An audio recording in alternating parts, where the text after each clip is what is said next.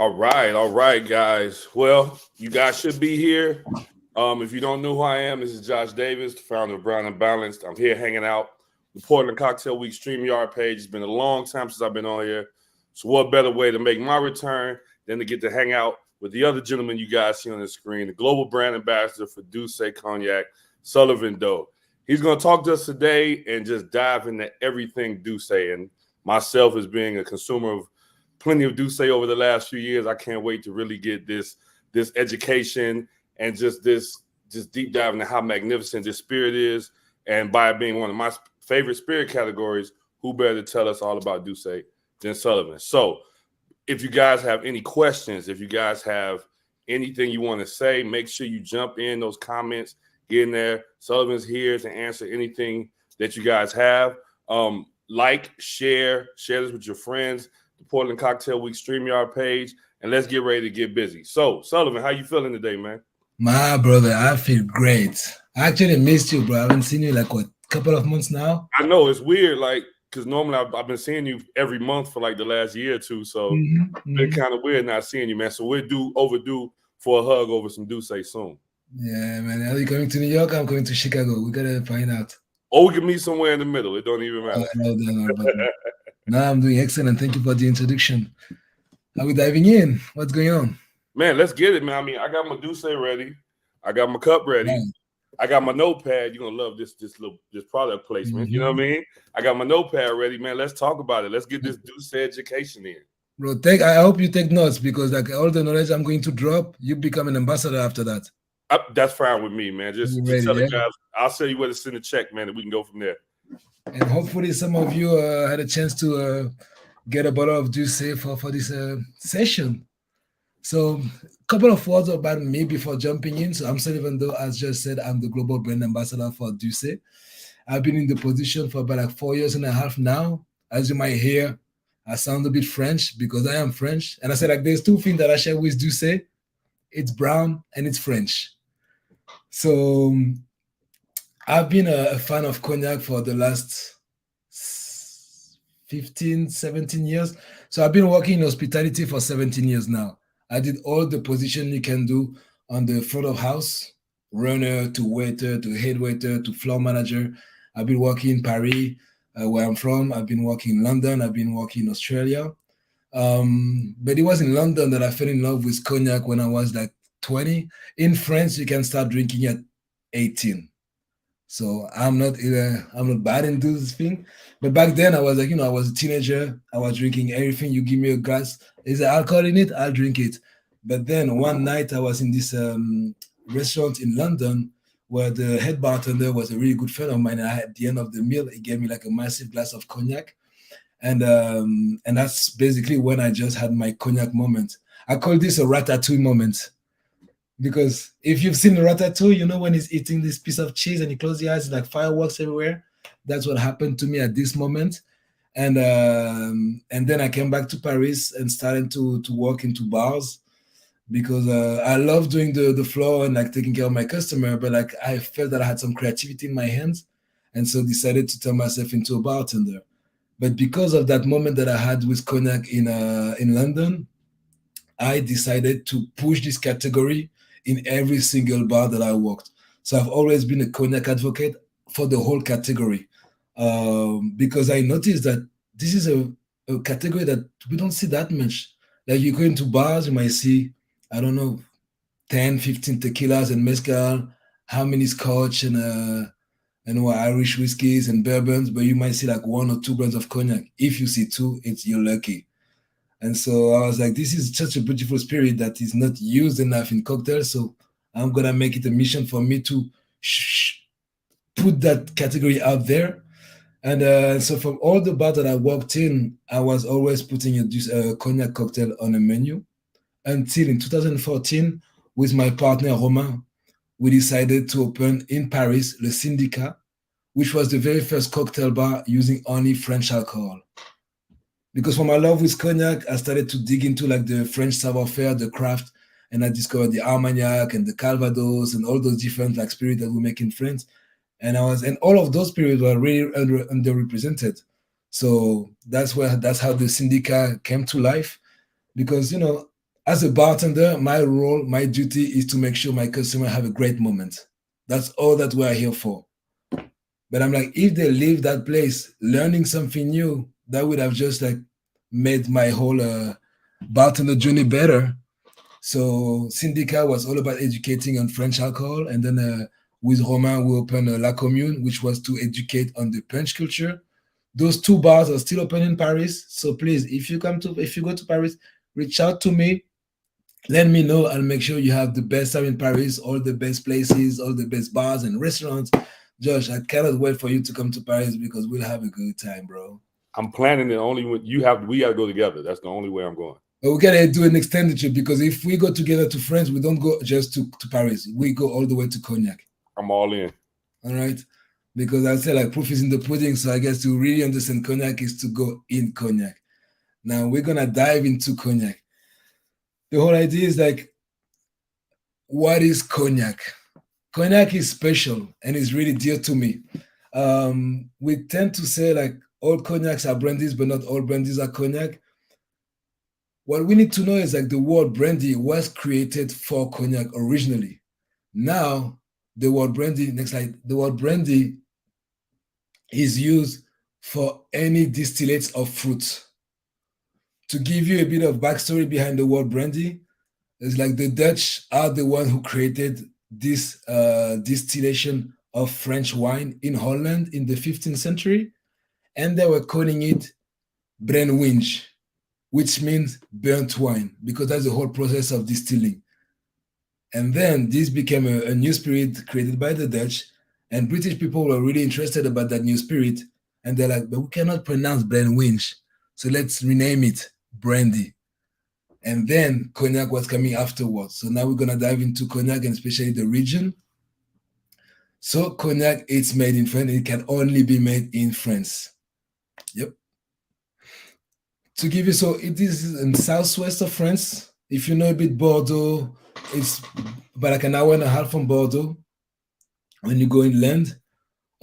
This is a region that was part of the Roman Empire in the 3rd century. They noticed that the soil was really fertile to grow grapes. So they decided to bring Italian grapes within the region. And the one grape, I mean, like to create cognac, we are allowed to use 6 grapes. So for everybody that's listening, cognac can only be made out of grapes. Out of those grapes, there's 6 grapes that are authorized by the BNIC, which is the office that rules everything, regulates everything when it comes to cognac. And out of those 6 grapes, Uni Blanc represent 98% of the whole terroir. And that grape that we call Uni Blanc in France is the same grape that the Italian call Trebbiano. So if you're familiar with Trebbiano, that is the same grape. So in this region, we've been making wine since the 3rd century. In the 13th century, Dutch people were coming inland to help us drain the marshlands. There was like so much water that they started to help us to get rid of those water, and they discovered that we're making salt in that region. So they started to trade the salt and any goods of the region, the pepper of Angoulême, and they found out that we're making wine. So decided to export this wine. So they started a wine trade. Coming with their ship through the coast of France, they found a river called La Charente River. They took that river down to one town called Cognac. And around that town of Cognac, we were making wine. So they started to export this wine for like a couple of centuries. But the thing is, like, back then, we're not putting any sulfites or any additive to keep the wine steady. So up in Holland, the wine wasn't tasting at the best quality. So one day, they had the idea of distilling this wine. So basically, because they were already making Genever, which is the grandfather of the gin. So they're like, okay, let's distill this French wine. And they were drinking it just distilled, topped with water, and they call it brandewijn. That became brandy. And going back, one more thing I wanted to say like about this slide is like if you see like the bottom dates that are really important, 950 is when the Chateau de Cognac was created, and within this castle, in 1494, a king was born, King Francis I. That's when the castle became the Royal Castle of Cognac. It's the only castle that you have inside the town of Cognac, because it's a really small town, about like 20,000 people living there. And so the castle is the key differentiator of where cognac is made, where Douce is made. Now we can move on to the other one.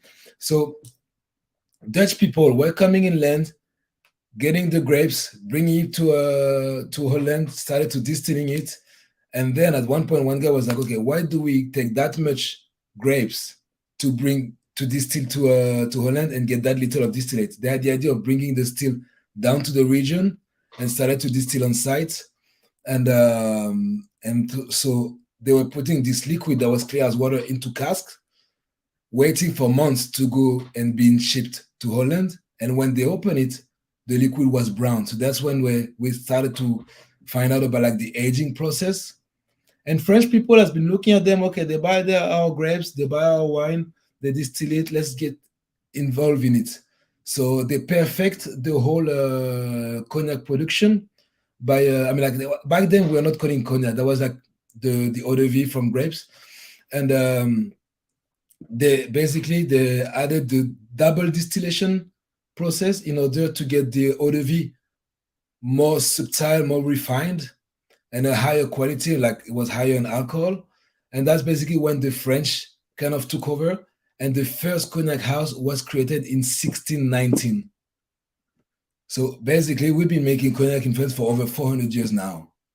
And so in 1795, cognac was already around for like 180 years. There was this wine merchant called Baron Otard that was really like interested about making his own cognac. And so the castle of Cognac, that was once the birthplace of Francis I, that became a jail during the French Revolution, and that was kind of led to despair by the government because we didn't want any more kings in France. So they put it up to auction, and Baron Otard visited the castle and found out that within the walls of the castle, they had like two different climates that were really beneficial to create amazing cognacs. And that's when Baron Otard was created in 1795. That's a brand that is one of the historical cognac brands that was exported in the world. We call Baron Otard. So we've been making cognac in the castle of Cognac since 1795. Then cognac was worldwide known, exported everywhere. And if you look at the very first cocktail book called The Bon Vivant from Jerry Thomas in 1862, there's a lot of recipes calling for brandy. And back then, the brandy of choice was cognac. Now, kind of like surprisingly, we don't see that much cognac in bars. Why? Because we forgot about this product in cocktails. Because something really sad happened in Europe. It's called the phylloxera crisis.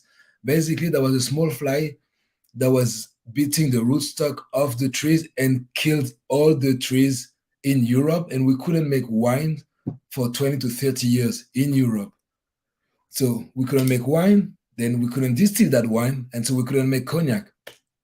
So in America, where the cocktail culture has been created, there's a lot of like one of the most iconic cocktail is the Sazerac that was created in New Orleans, as you may know, Josh. This cocktail was originally created with cognac, but because the bartenders couldn't put their hand on cognac, they decided in order to get this recipe, to keep this recipe alive, they changed the base with rye whiskey.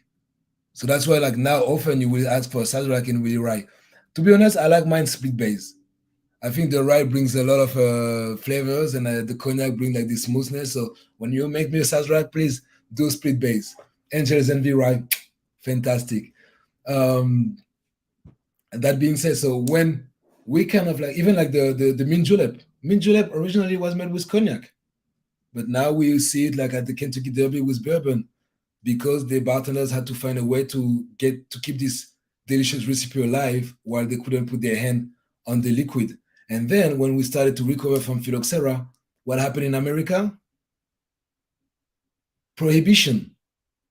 So another reason to have cognac stepping back from the bars. And then the couple of wars happened, and I'm like, there's like a lot of step back that put the bartender, that put things between the bartender and cognac, but like cognac is making a comeback. We've been seeing it for the last 15 to 20 years. And Douce is one of the brand that is like part of this coming back, as created in 2012. So Duce is made and has been created at the Royal Castle of Cognac. So it doesn't come from nowhere. It's a brand new brand. I'm like 11 years old. When you know that the first cognac brand was in 1619, it's like really like a baby. But we use the knowledge that we have since 1795 to create a cognac that fits the way we drink today. The BNIC is basically the Bureau National de l'Interprofession du Cognac. They regulate everything when it comes to cognac. You cannot have the cognac written on your bottle if it doesn't go through them. They are checking how the grapes are harvested, how the winemaking, the distillation, even they are involved in the cooperage, how we make the barrels. They check every single aspect to give you the label. So few points about like the BNIC that are important when it comes to cognac, because cognac is one of the most regulated spirits in the world, if not the most. Yeah. So we can only make cognac in that specific region around the town of Cognac. So we're going to see like in another slide that the region is divided in 6 small sub-regions that are defined by the quality of their soil. So we have 6 grapes allowed within those 6 regions. We do the harvest in about like September, October. So we just finished the harvest a couple of weeks ago. And then you will put your wine into tank, and you must distill it by March 31st to count it in this year's campaign. So when I was telling you that Uni Blanc is the grape that we use the most, 98% of the whole terroir is Uni Blanc, it's because it has a high level of acidity and a low level of alcohol. And both of those factors are really important to create cognac, because again, you are not allowed to add anything in your wine to keep it steady. And you have to distill it by March 31st. So having a high acidity allows you to keep the wine steady for those winter months waiting to be distilled. Because you get all the harvest that come at once, you press it, you let it ferment, but you cannot distill. I mean, we distill continuously from the first day to March 31st. We don't stop. But in order to go through all this liquid, you need to keep your wine at a certain temperature and making sure that it doesn't move and it doesn't turn bad. So the high level of acidity and the low level of alcohol are just perfect, which is why Uni Blanc is the grape of choice. After, you might find some Folle Blanche, some Semillon, some different smaller houses using those small grapes. I mean, like those, not small grapes, but like those specific grapes. But those are kind of like harder, not harder to work with, but like they are less resistant to disease. And so, I mean, like when you want to cognac, you want to get as much as you can in terms of liquid. And you must double distill your your wine. Those are just like few points. And age for a minimum of 2 years. If it's below 2 years, you cannot call it cognac. And we age it in oak barrel. Oak it's the must, but when it comes to oak barrels, it's either brand new oak, old cognac, I mean like eau de vie of cognac, or any grapes based spirits. So you could do like a port wine finish or like age. It has to contain grapes, so you can do like wine, either brand new barrels, cognac barrel, or wine or anything related to grapes can be used to make cognac. But I mean, like I would say that you can even use grappa barrels if you want. But the thing is that grappa has a specific taste that will impact the flavor of your cognac. So you have one specific taste that you want, and so but most of the house will either go for brand new barrel or cognac barrels, because you can keep on controlling like the factors. But if you put anything else in your cask before cognac that is not grape based, you lose the appellation of cognac. So it'll be called like eau de vie de vin, which is like wine distillate age in that specific barrel. Jumping into the cru. So we're gonna dive there. So if you see like down into the corner left of the map, it's really little. Hope you have good eyes. but you can see the shape of France, and you can see that small dot. That's the region that is like open, like on the right side. So this is the production region of cognac, and so all of those small regions are defined by the typicity of their soil. So basically, we harvest the same grapes on those different regions, and because of the typicity of the soil, you have a different wine, and so a different eau de vie when you distill it. And every region has its own character. Like close to cognac, where it's red and orange, it's called Grand Champagne as the red one, and Petit Champagne as the lighter red one. So those are kind of like similar region made out of chalk, and especially like the Grand Champagne, the fact that it's hilly allow you to have like a 360 enlightenment from the sun the yearly, but the chalkiness of the soil allow basically the grapes to kind of like get the water on the surface for like the fall, winter, springtime, and the dry winter, summer month.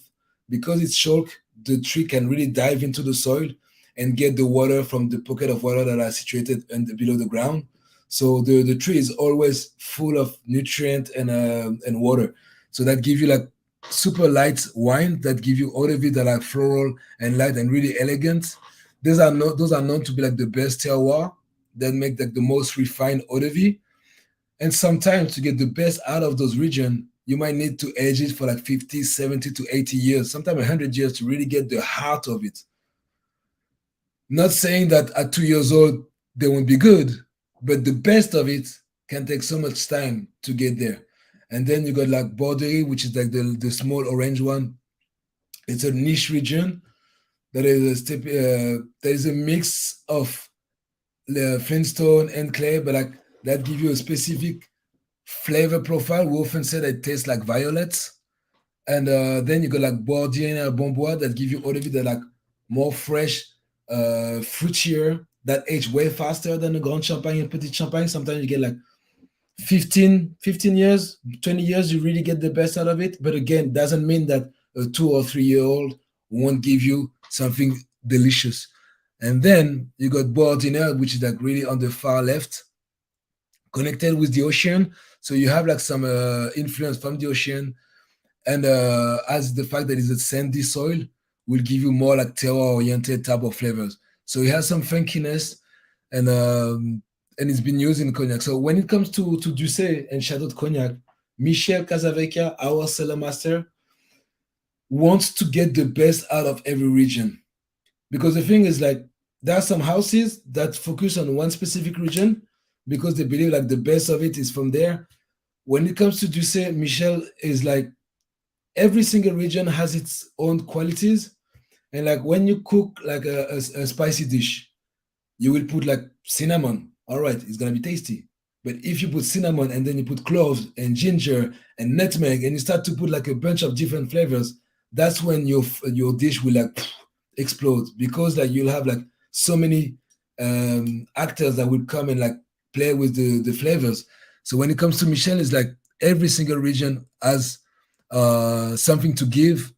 So you have high standards on how to select the eau de vie, but it's not limited to one specific region.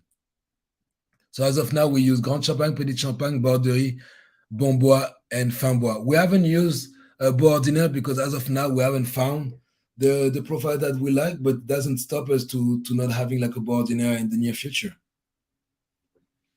Then, so you take your grape, you press it, it gives you a juice. You let this juice ferment, it becomes a wine.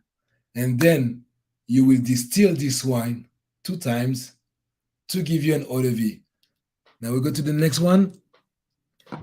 This is the Alambic Charentais. You cannot make cognac out of any other still than this one. This is made fully out of copper. So basically how it works, you will take your wine that's gonna be like 10, 12% ABV. Imagine like global warming is a real thing, because when I learned about cognac when I was in my catering school, when I was like 18, I mean like about like few years, a few decades back, the wines were like 7% ABV. Now we're talking about 10, 12. This year's harvest is 12% ABV. So yeah, it's like full of sun. Really good wine. I mean, like this is the biggest yield that we had. Like Michel has the biggest yield that he ever played with in all his career this year. So global warming is a bad thing, but when it comes to cognac, we're having like more fruits to press.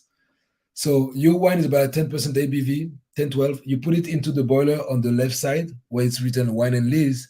So you burn it once. Burn it, blend winch, brandy, burnt wine. So you burn it once, it turns into steam, go through all the tube, all the way to the left, to the right side in the condenser, where basically you have a cooling system that's going to cool the steam into liquid, back into liquid. And you have your first distillate. So your first distillate will be divided in three parts: the head, the heart, and the tails. You discard the two extremities. The heart is what you call brouillis.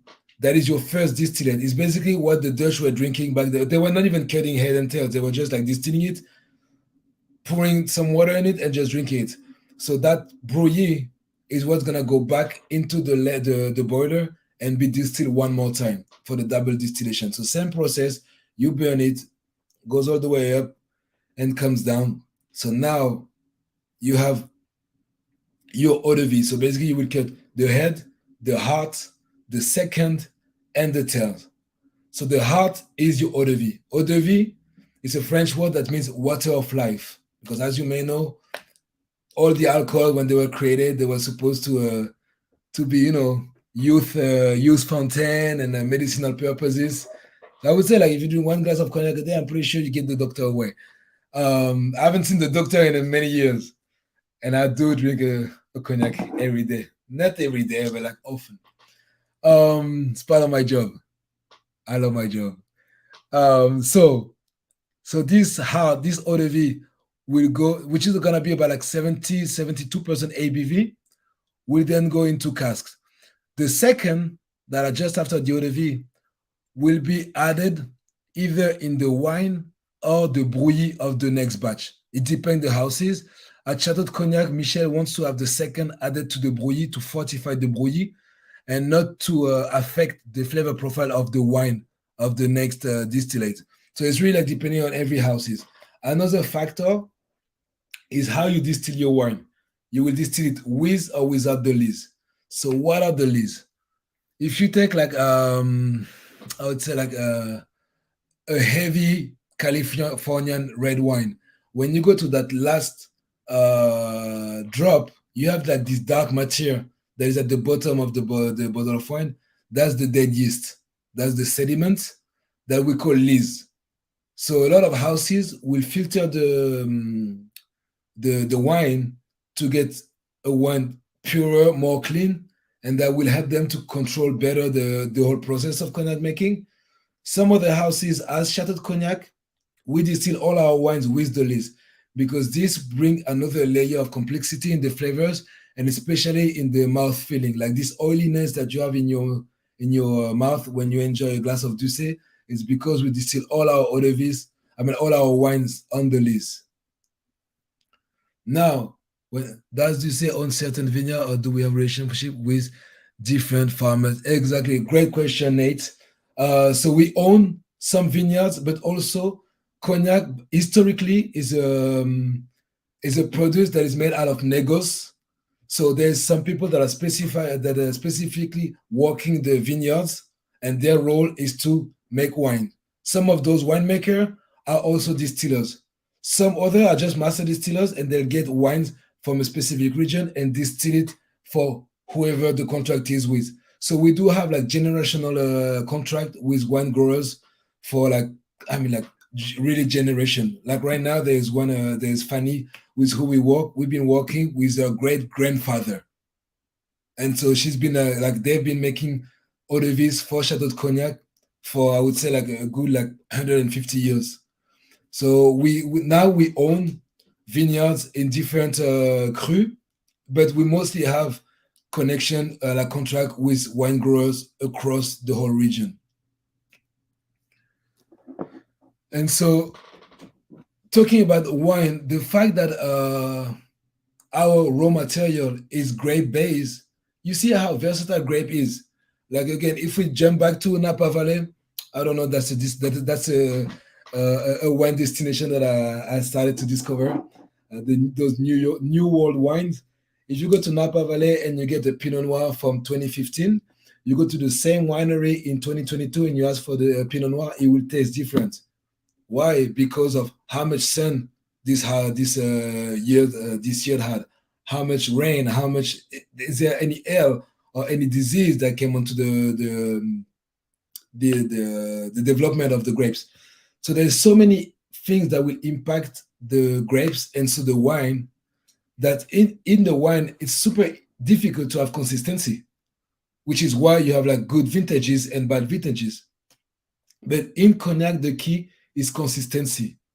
So in order to achieve consistency, they came up, like it's the BNIC and all the cognac makers, they came up with the idea of blending different years of eau de vie. So basically, you will distill your wine and then put it into cask and let it age for years.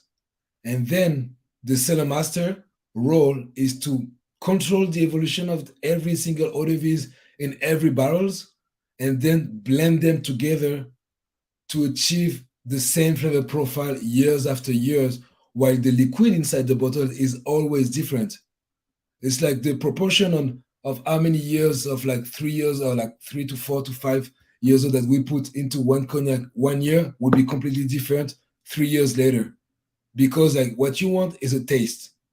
Like it's not about like how much of this region or how much of this barrel you want to put. It's like I want to have that specific taste that when you buy a bottle of Douce in 2012, you buy in this year and you buy one in 50 years from now, it must taste the same. And that's the key in cognac, is the consistency. Now we're going to go to the next slide. So when we blend cognac, there are three main categories. We got VS, very special. That means the youngest eau de vie inside the barrel spend a minimum of 2 years. VSOP, so that's the bare minimum to have a cognac product. Before that, we just call it eau de vie de vin, like wine spirit. VSOP, very superior old pale, it's a minimum of 4 years. And XO, extra old, it's a minimum of 10 years. And this is across the board for every single cognac houses. So, which is why now I would invite you, when you go back to your bar, put side by side few VSOPs and just hopefully you have a couple of them, not just one. If not, make sure that you have Douce in and some other brands. But like even you as a bartender, just like dive into the product, because that's when you will understand that why do I have like 15 tequilas that are all tasting different, but I have only one cognac while they all taste different. I often do this like blindfolded training where we put like 4 or 5 different VSOPs, which means that they all are on the same base, 40% ABV, 4 years minimum of aging.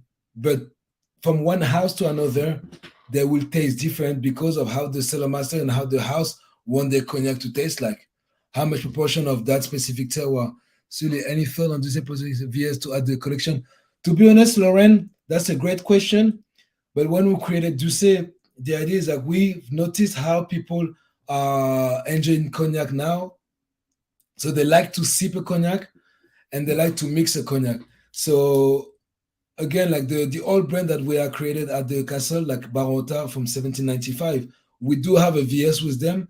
But the thing is that when we created Douce, we need to have a cognac that fits the way we drink today, and we know that people like to sip a cognac. You don't really sip on a VS, you mix it kind of like straight away. So the idea was like, okay, let's keep this and give like a quality cognac from the beginning.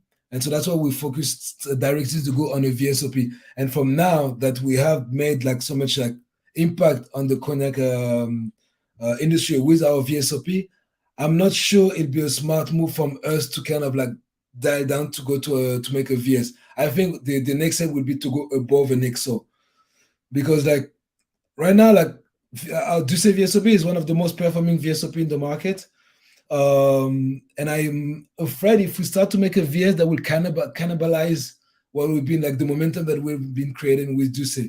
But I understand like some of our competitors are doing really well with VS, and which is amazing. But if we would have made a VS, we should have made it from the beginning. I feel like making it now is just like bringing a lower quality to what we do today.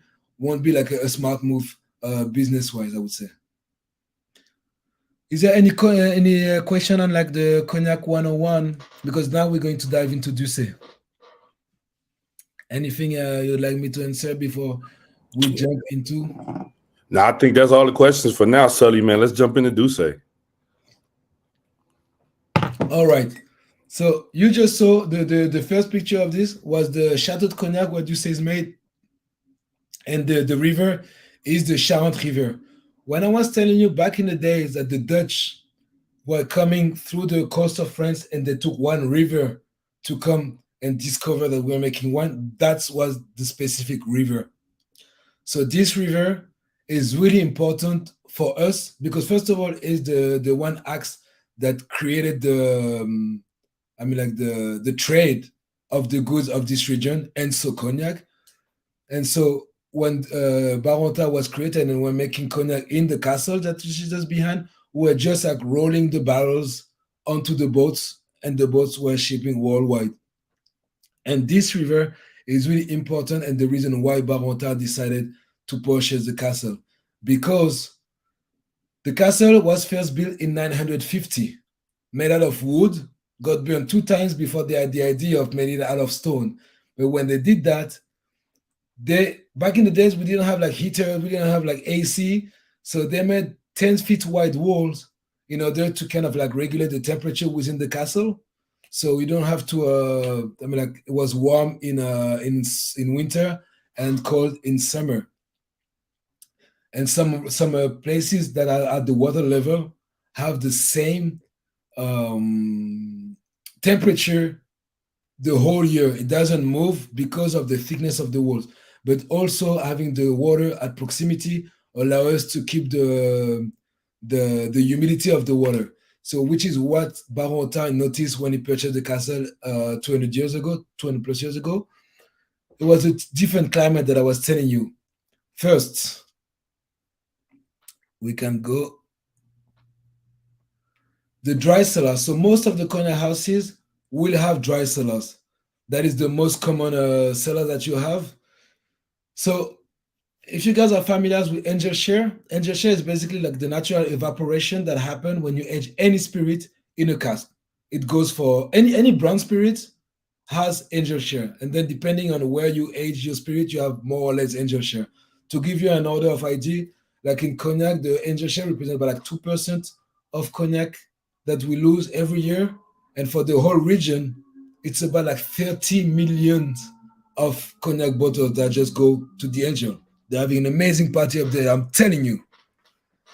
But even though we're losing those 30 million of bottles, this is what gives the whole character to the cognac, because the aging process is a must in the cognac making. So now, when you put your eau de vie, there's about like 72% ABV into a dry cellar.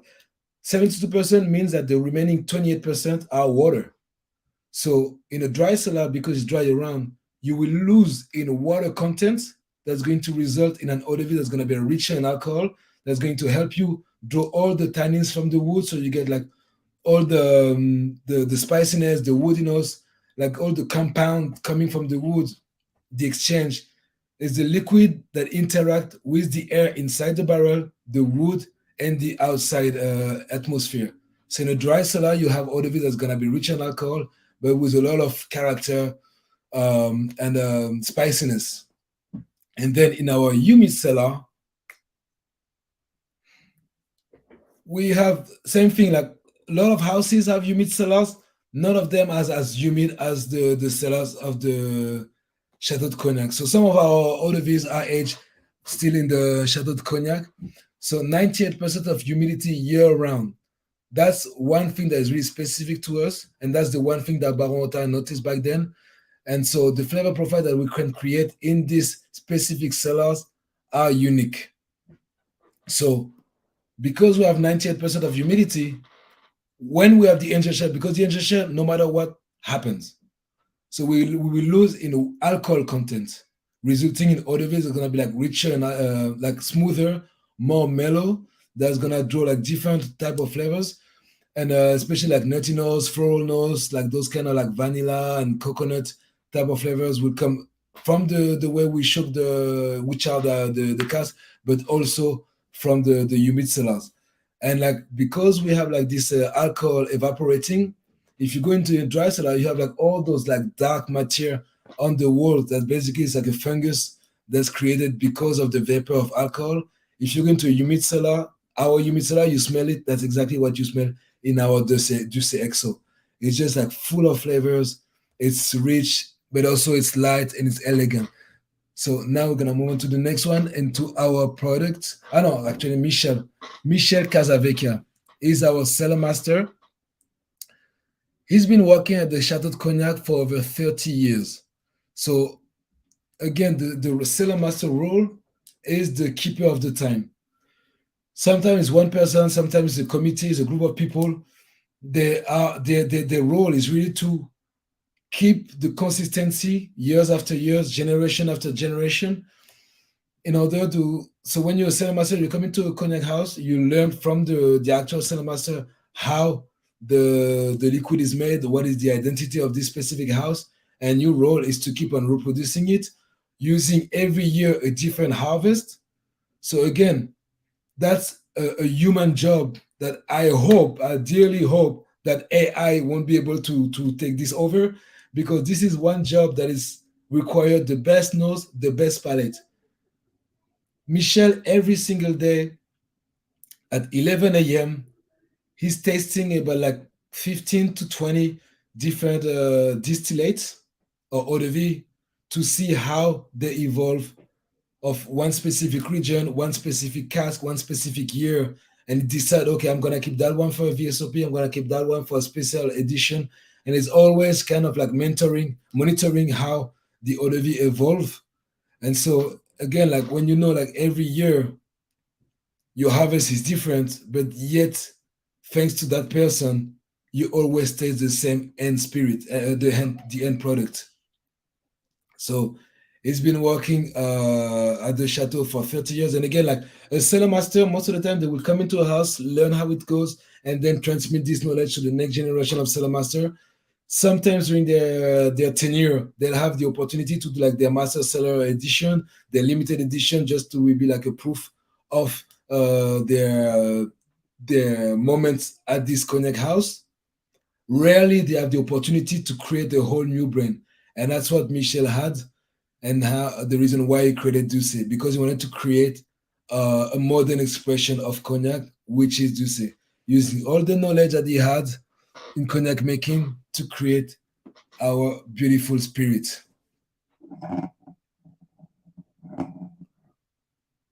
Dive into Douce, the modern expression of cognac. Again, I keep saying that because that's what we've been doing. We're gonna go one more time. So it's bold because like we have all the knowledge to create something that fits the way we drink today. And bold, again, the reason why we skip the VS, because we're like, okay, we're gonna go straight to the quality and go for a VSOP. Authenticity, because we don't come from nowhere. We use the knowledge we had in cognac making to make this cognac. Back in the days, where you were going down to your street to a restaurant, you'll have like one type of food. We're talking about like 200 years ago, right? When cognac was like even 400 years ago, when cognac was created, that was the real sustainability. We're eating what you had in your space. Now, if I go down to my block, I can eat Greek, I can eat Indian, I can eat Chinese, I can eat Asian, like all type of Asian food, Moroccan, Jewish, every single type of food is down my block. So I am able to taste so many flavors and so many spices. So when Michel created Douce, he wanted to have a cognac that fits the way we drink and eat today. We eat more spicy, which is why we have a spicy cognac, because we want to have a cognac that pairs with everything. So now we dive into like Douce VSOP. Hopefully some of you have a VSOP under their hand, so we can dive into the product. Next slide. Yep. So as of now, we have two expressions, VSOP and XO. So our VSOP is 4 to 7 years. Again, VSOP stands for very superior old pale, which means that the youngest spend a minimum of 4 years. So our is 4 to 7 years. But the one thing that we do also is that once all the other Vs age in their own space, when Michel does the blend, he does an extra maturation of 6 months to make sure that all the flavors marry together. And especially because we distill with the lees, that again brings another layer of complexity. We don't want to shock those other Vs. We want them to kind of like relax, become friends, and just like give you this really smooth flavors. So if any of you have a Douce in their hand, let's get a sip of it. I would say never, never, never taste one spirit, any spirit, with one sip. Because if you taste, your body doesn't know what's coming in, right? So the first sip of anything might burn you. So one thing to do is when you take a sip, you put it everywhere in your mouth for like 5-7 seconds to kind of like coat your mouth to let the spirit live longer in your mouth. But also that will activate your saliva gland, that will produce some saliva and smoothen the sip because it will envelop the sip. So the first sip again might be strong, but I would say it's quite smooth. To you, my friend. I already got my 2 sips in, so I'm gonna let everybody else do it with you because I mean, you know.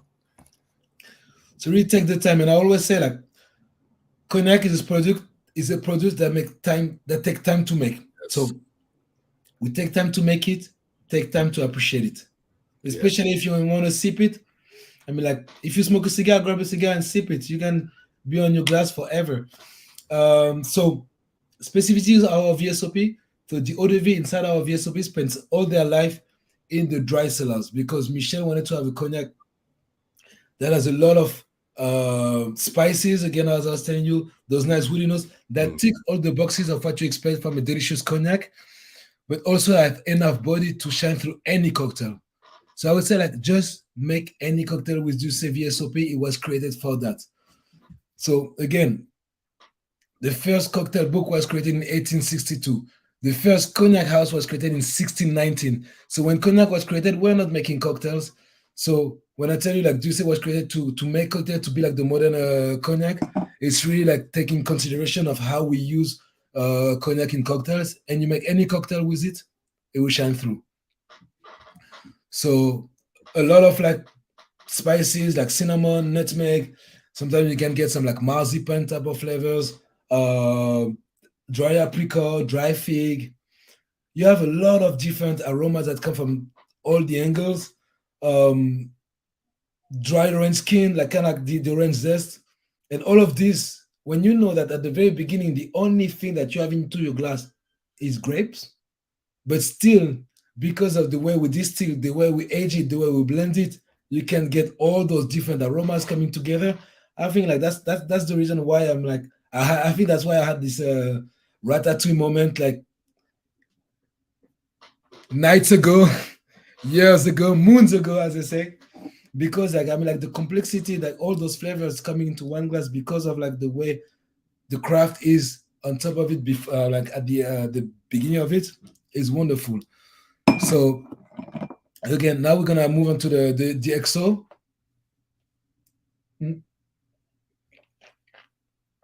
That was my second sip. Yeah, I love it. So our XO is 10 to 20 years. So again, like XO, extra old is a minimum of 10 years.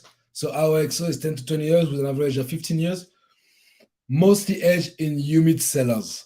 So the eau de vie do spend some time in dry cellars to get the specificity that is like the characteristics of Douce. So the spiciness, the woodiness, the punchy and full body flavors. But they spend most of their life in the dry cellars to kind of like get more mellow, smoother, because that's what you want. Like when you have an XO and you put the money to buy an XO, you want something that is super smooth to drink. It goes like super easy. Hopefully we can enjoy an XO all together, like whenever the time is good, because that's the bottle that you pull out when you want to celebrate your people, when you want to, you know, you had a new job, pull out an XO. I mean, VSOP is good enough, don't get me wrong, but the XO, you know, like you step up your game. You can make cocktail with XO. I would say like the VSOP was really created to make cocktails. So if you make a cocktail with XO, go for my opinion, my advice. Go for like an old fashioned or Harvard, which is the Manhattan with cognac, kind of like spirit forward cocktail in order to keep on enjoying the flavors. But also again, like the VSOP was really created for cocktails, so have fun with it. After, if you walk in a bar and the customer want to have an extra cocktail, I mean, like go for it because they'll pay for it. They will like maximize your bill, that maximize your tip. So there's no reason not to do. So have fun with it. And again, like in cocktail is wonderful.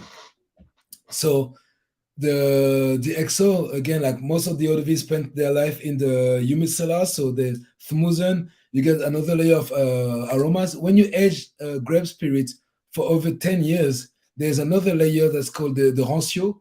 This like kind of like oxidized flavors, like kind of like nutty, a bit like walnuts, or may like smell a bit like dusty, if we can say. But that's really good. That's a good compliment when you say it's dusty. It's really good when we talk about XO. But it's just like it's smooth, it's delicate, it's refined.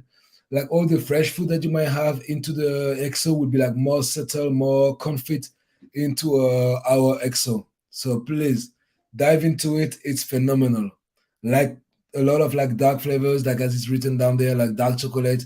You have some coffee notes. So coffee are the type of flavor that really pair with cognac. I mean, like, have you ever had an espresso martini with Douce? I've had the honor of having it with you. And what do you say about it? Changed my life. I don't never want an espresso with anything other than Douce from here. Hey, nah, man. So yeah, so I mean, like, I feel like the last couple of slides are about like different cocktails that we can make, because depending on where you work, the craft of your bar, you can do many things. And again, like I would say, like 9 out of 10 times, if you take any cocktail recipe, any across whatever you think about, mojito, pina colada, Cosmo, anything, remove the base alcohol and put Douce in it, and I'm telling you, it's gonna work. Like we often say, like I mean, like, can you make sorry, just jumping on this, super simple cocktails, Douce and lemonade. That's actually one thing that I discovered in America, because in France we don't drink.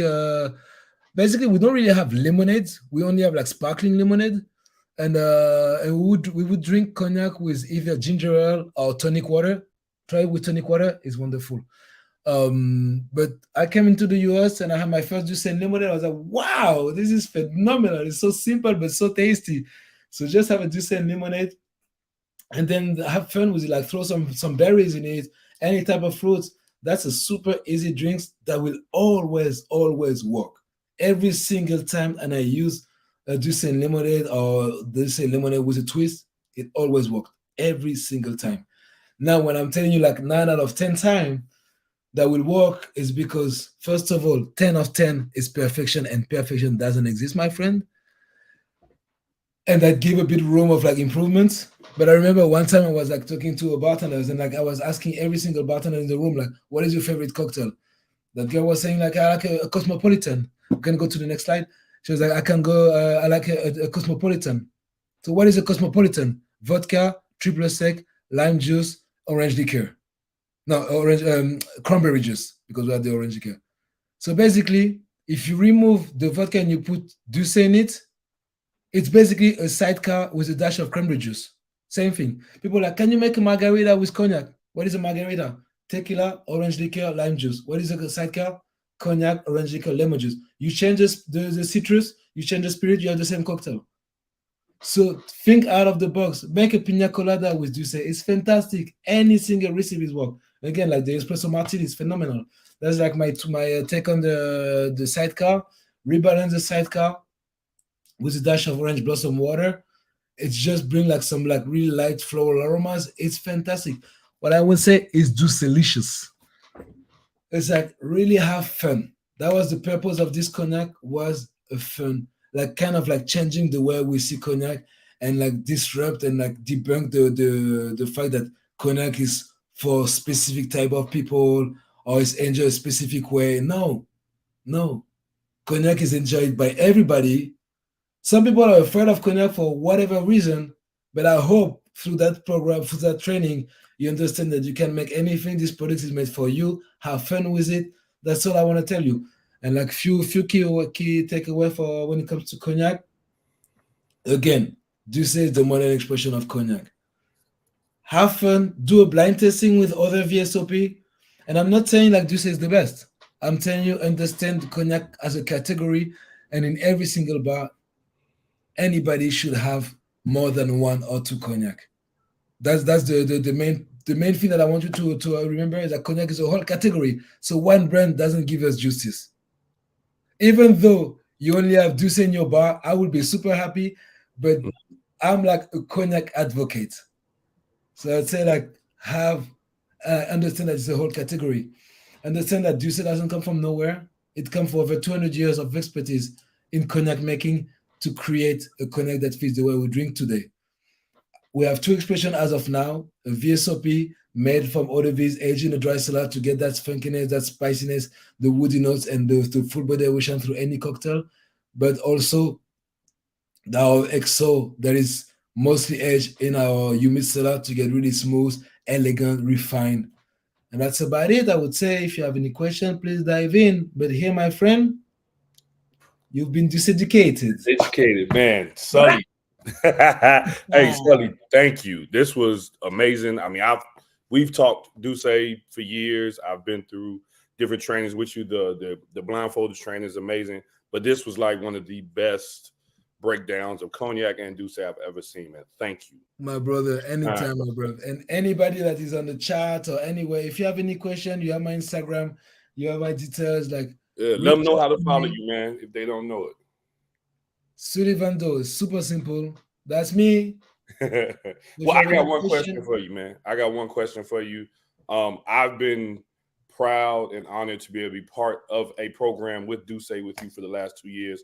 So for anybody out there who doesn't follow you or me, which ain't too many people, tell them about Duce Jump Shot and the purpose of it and what we were advocating for in doing Duce Jump Shot. Yes.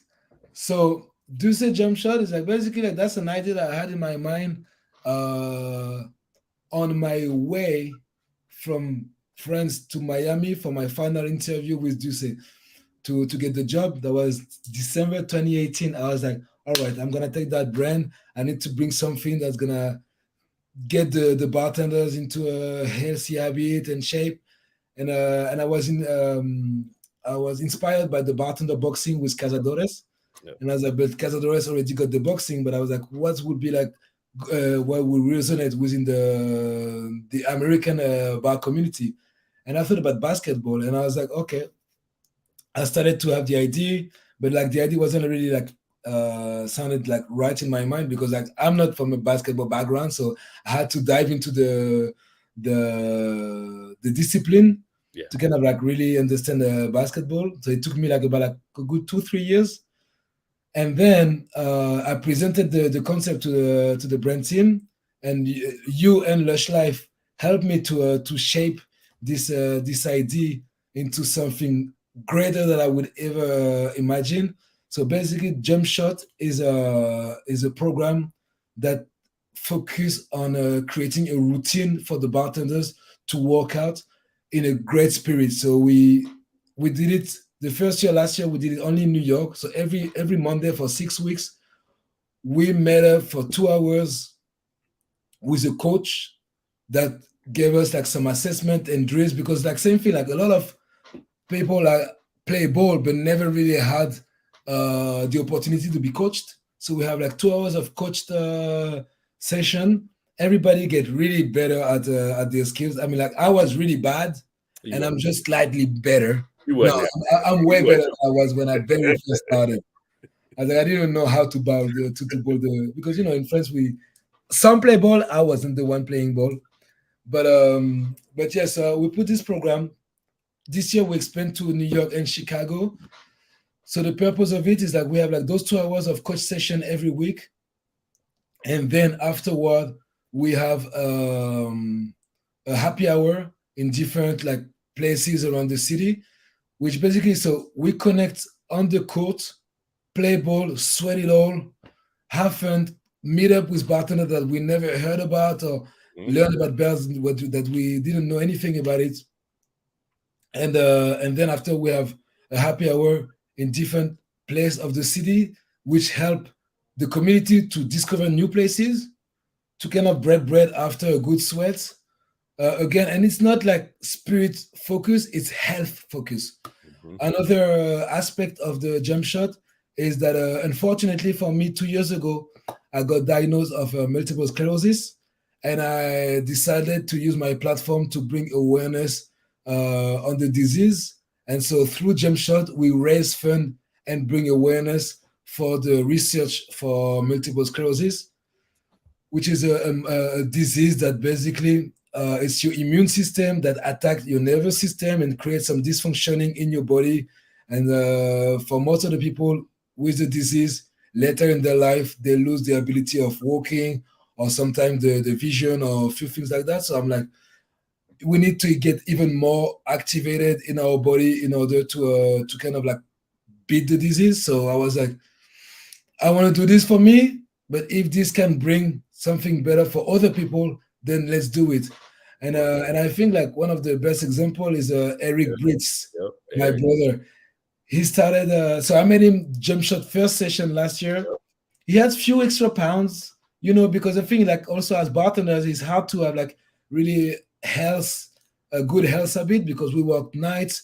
We might eat like 1 or 2 meals a day, but like what type of meal we eat is sometimes like just on the corner of the bar, getting something like for the moment.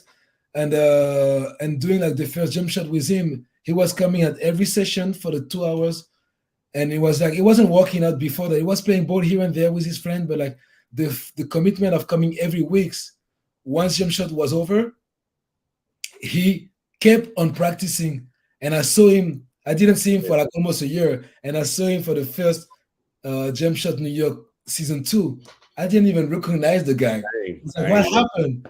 And it was like, bro, like because of thanks to Jump Shot last year, I started a routine, and I got into like getting into shape, working out, being more conscious about my health.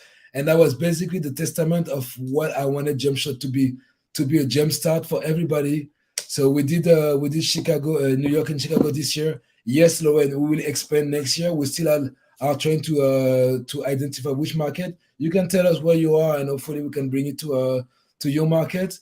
But yeah, Jump Shot is here to stay. I mean, like we had so much fun and success with the 2 first season that we are going to expand. My dream would be to have it like the NBA. You have it in like so many cities, and then we go like conference East and West conference, and then we do like a massive final.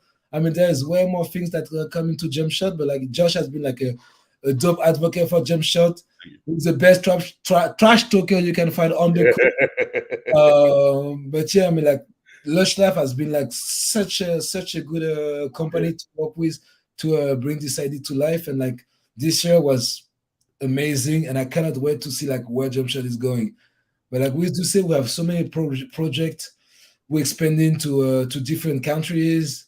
We have French. If you haven't met French Marshall, is our national ambassador that's gonna be coming into your markets, delivering some Douce knowledge. So if he comes to the market, go and support him. Have a shot of Douce with him. Sip on an XO with him. But yeah, we are there. You're gonna see us. And if you ever come to New York, reach out. I'll be happy to have a drink with you guys. And if you come to France, if you go to France, I live in New York, but if you go to France, let me know. I'll make sure you have a good time in Paris. I got all my guys there to look after you. So yeah. Word, man. Hey, well, Sully, from brother to brother, thank you for this. Thank you for your time. Thank you for everything you do for the community.